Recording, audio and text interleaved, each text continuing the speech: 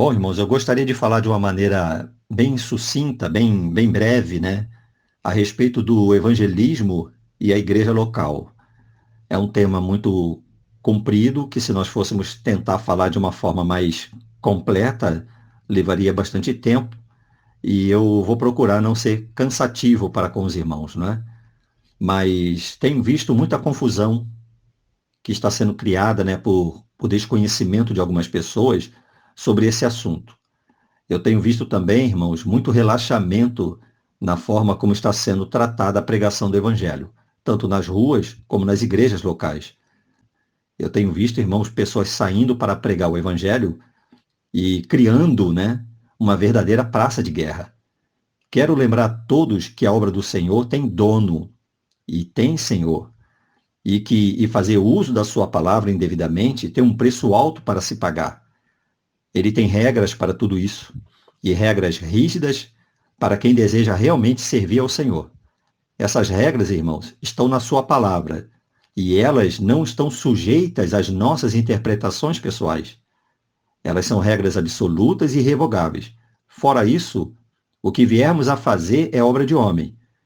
É por nossa conta e risco, e o estrago que viermos a fazer, o mal que viermos a fazer às ovelhas do Senhor e os escândalos que viermos a produzir, iremos com certeza dar contas ao Senhor Jesus naquele grande dia. O evangelismo, a pregação do evangelho, irmãos, ela é uma mensagem universal. Deus ordena a todos os homens que se arrependam de seus pecados. Lá em Atos, no capítulo 17, versículo 30, diz assim: Mas Deus, não tendo em conta os tempos da ignorância, anuncia agora a todos os homens e em todo lugar que se arrependam. Por quê, irmãos? Porque Romanos capítulo 3, versículo 23 nos diz: Porque todos pecaram e destituídos estão da glória de Deus. A mensagem do Evangelho, a mensagem de salvação, é para todos os homens e em todo lugar, porque todos pecaram. Quando João Batista apareceu pregando o Evangelho, ele dizia, lá em Mateus capítulo 3, versículo 2, Arrependei-vos, porque é chegado o reino dos céus. Lá em Mateus capítulo 4, versículo 17, Desde então começou Jesus a pregar e a dizer, Arrependei-vos, porque é chegado o reino dos céus. Portanto, irmãos, a mensagem do Evangelho, ela é uma mensagem universal, é para todos os homens. Lá no Evangelho de São João, no capítulo 3, versículo 3, diz assim, Jesus respondeu e disse-lhe, na verdade te digo que aquele que não nascer de novo não pode ver o reino de Deus. E o Senhor Jesus está falando isso para um homem religioso. Temos visto que o meio cristão está cheio de pessoas que nunca experimentaram o verdadeiro arrependimento de pecado e nunca tiveram experiência real de novo nascimento. Vemos também, irmãos, infelizmente, até pregadores que saem às ruas para pregar, pregar não, né? Falar aos berros e esfregar no rosto dos que estão lá fora os mesmos pecados que eles também cometiam quando estavam no mundo. Tudo isso é muito triste. Tudo isso denigre o Evangelho e põe tropeço na pregação do verdadeiro Evangelho de Cristo, irmãos. Daqueles verdadeiros pregadores que falam de Cristo nas ruas.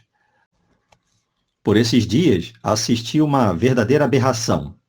Um determinado pregador de rua, falando de santidade, e ele ao mesmo tempo proferia palavrões.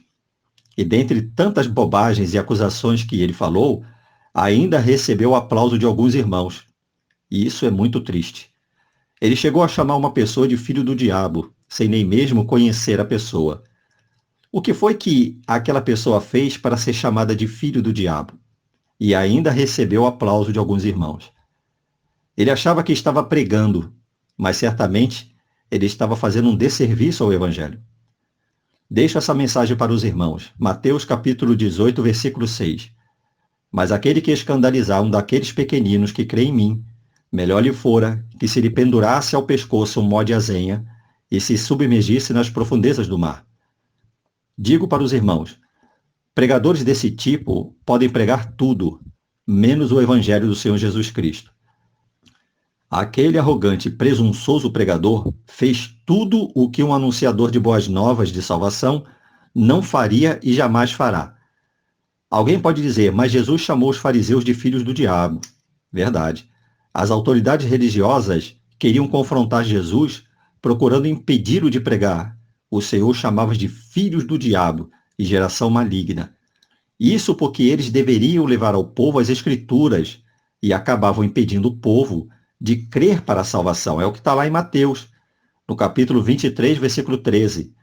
Mas ai de vós, escribas e fariseus hipócritas, porque fechais aos homens o reino dos céus, e nem vós entrais, nem deixais entrar aos que estão entrando. Isso, meus irmãos, é muito diferente de alguém ir para a rua, pregar ao povo, usando palavras de baixo escalão, palavras de acusações. Isso é muito diferente. Agora, se eu estou pregando o evangelho, um pseudo-profeta, pastor ou um religioso quer me impedir de pregar as boas novas de salvação, como era o caso do Senhor Jesus, né? Quando ele estava no templo, quando ele estava na casa de alguma autoridade religiosa, e eles queriam confrontar o Senhor Jesus. E o Senhor Jesus os lançava em rosto, porque a responsabilidade deles era pregar a salvação, levar o povo ao conhecimento da palavra, e eles impediam que isso acontecesse. E aí então o Senhor os tratava como falsos, como lobos, como enganadores e filhos do diabo. Mas isso ele comprovava pelas Escrituras, porque ele mesmo era o próprio Deus que estava ali para desmascarar esse tipo de gente. É natural confrontarmos cara a cara alguns tipos de profetas, pastores, enganadores, né? Mas usando, irmãos, a Bíblia como a nossa base, usando o linguajar cristão, com uma argumentação bíblica e não mundana. Quando vamos para a rua, devemos entender que há dois tipos de público, a ovelha perdida e os lobos. A quem que você deseja alcançar? Lá em Mateus, no capítulo 10, versículo 6, diz assim, mas e diante as ovelhas perdidas da casa de Israel. Lá no versículo 16 diz, eis que vos envio como ovelhas ao meio de lobos, portanto sede prudentes como as serpentes e simples como as pombas. Observem, irmãos, Atos dos Apóstolos e vejam como eles pregavam ao povo. A palavra do Senhor exorta a todos os pecadores, aos religiosos, aos idólatras, aos incrédulos, aos blasfemos, aos adúlteros, que larguem essas práticas, que se arrependam de seus pecados e rendam-se a Cristo, senão todos irão para o lago de fogo. Deixa agora, irmão, eu te dar dois exemplos e veja qual será o mais eficaz. O primeiro exemplo que eu te dou. Digamos que um médico chega para o seu paciente, que precisa amputar a sua perna por causa de uma grave infecção, e diz, você é um sem-vergonha, cachaceiro e mau caráter, e por isso vou ter que amputar a sua perna. Agora vou te dar o segundo exemplo. O médico chega para o paciente e diz, vou ter que amputar a sua perna para salvar a sua vida. E se você quiser, farei de tudo para te ajudar a se recuperar e te livrar dessa dependência química. Eu te pergunto, qual dessas abordagens teria mais chance de obter o melhor resultado, que era o de resgatar o paciente? Qual é o objetivo central? Cortar somente a perna ou recuperar e resgatar o paciente? E aí eu te pergunto, qual é o objetivo central do Evangelho? Matar as almas ou resgatá-las? Em São Lucas, no capítulo 9, versículo 56, diz assim, porque o Filho do Homem não veio para destruir as almas dos homens, mas para salvá-las. Em Marcos, capítulo 2, versículo 17, diz, e Jesus, tendo ouvido isto, disse-lhes, os sãos não necessitam de médico, mas sim os que estão doentes. Eu não vim chamar os justos, mas sim os pecadores ao arrependimento. Em 2 Timóteo, no capítulo 2, versículo 24 ao 26, diz assim, e ao servo do Senhor não convém contender, mas sim ser manso para com todos, apto para ensinar, sofredor, instruindo com mansidão os que resistem, a ver se porventura Deus lhes dará arrependimento para conhecerem a verdade e tornarem a despertar desprendendo-se dos laços do diabo, em que a vontade dele estão presos. Aconselho aos irmãos que não percam o foco nas ovelhas. Ficar falando de A ou B, que nem ali está para te ouvir, é perder a oportunidade de falar ao coração da ovelha ferida, que está ansiosa para ouvir a mensagem de salvação. A grande comissão que o Senhor Jesus deu à sua igreja foi de anunciar o evangelho de boas novas de salvação. Comuniquem o evangelho de Cristo, falem a verdade de Cristo com amor de Cristo, mostrar ao pecador que é necessário arrependimento sincero, conversão genuína, e que abandonar o pecado e servir a Cristo é a melhor escolha de suas vidas. Diga para eles que somente o Senhor Jesus pode dar ao homem o perdão, a paz perfeita e a alegria plena para o seu coração. Agora, irmãos, eu gostaria de falar de uma maneira bem rápida a importância da igreja local para cuidar das ovelhas. Atos dos Apóstolos nos ensina que Deus estabeleceu uma igreja local e que em cada cidade que o evangelho era pregado e havia conversões, ali se estabelecia uma igreja local. Um grupo de salvos reunidos em um local para servirem a Deus. Para a organização eclesiástica, o Senhor designou oficiais para apacentar o rebanho do Senhor. Não é porque temos visto muitos se aproveitando disso para ganhar dinheiro, é que vai invalidar o que Cristo estabeleceu nas Escrituras, uma igreja organizada. Um bom exemplo são as 7 cartas às 7 igrejas da Ásia, igrejas localizadas e organizadas, com homens separados por Deus, preparados pelo Senhor para apacentar o rebanho de Cristo. O evangelismo é imprescindível para ganhar as almas para Cristo. Mas para onde levar essas ovelhas para serem cuidadas e tratadas se não houver igreja local? Está vendo o estrago? Pregadores que vão para as ruas para fazer de tudo, menos ganhar almas. E igrejas corrompidas que não cuidam das ovelhas de Cristo, porque estão corrompidas em seus deleites. Infelizmente, irmãos, o que temos visto é uma verdadeira inversão de funções. Ovelhas e muitas até novas convertidas, apacentando outras ovelhas, ministrando Santa Ceia, realizando casamentos e batismos, e por outro lado, pastores sendo apacentados, omissos, inertes e complacentes. Com essa inversão de ofícios, o que está gerando no meio cristão, irmãos, é um grande estrago sem precedente na obra do Senhor. Misericórdia. Todos vão prestar contas ao Senhor. Mas graças a Deus, porque ainda há, mesmo que poucos, mas ainda há homens sérios pregando nas ruas, e ainda há, mesmo que poucos, mas há pastores e igrejas preocupadas com as ovelhas. São poucas, mas vale a pena orar e procurar por esses que amam a seara do Senhor. O Senhor edificou a sua igreja, estabeleceu evangelistas e oficiais e pastores para cuidar do rebanho do Senhor, para cuidar da sua obra. Façamos a obra do Senhor com temor, seriedade, responsabilidade e santidade, porque o Senhor da seara está às portas, irmãos, e vai pedir contas de tudo o que nós fizermos. Deus abençoe os irmãos e que Deus desperte a cada um para a grande responsabilidade que temos de anunciar Jesus Cristo, a ovelha perdida.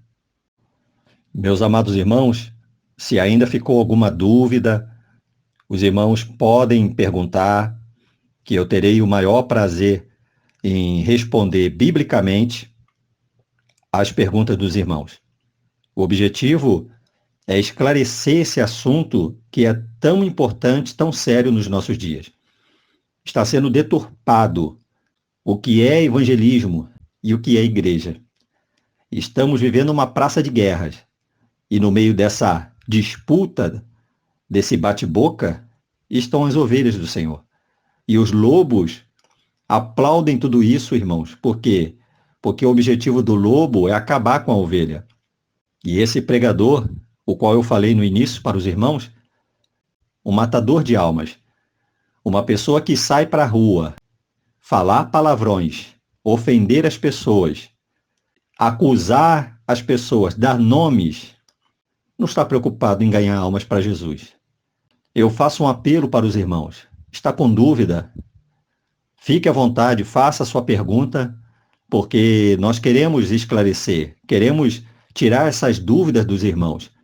Há pontos de organização eclesiástica, repreender um obreiro, repreender uma pessoa que se diz cristão. O apóstolo Paulo, quando ele fala isso lá em Timóteo, ele fala quando a igreja ela se reunia e ali na reunião da igreja o obreiro deveria ser chamado à disciplina.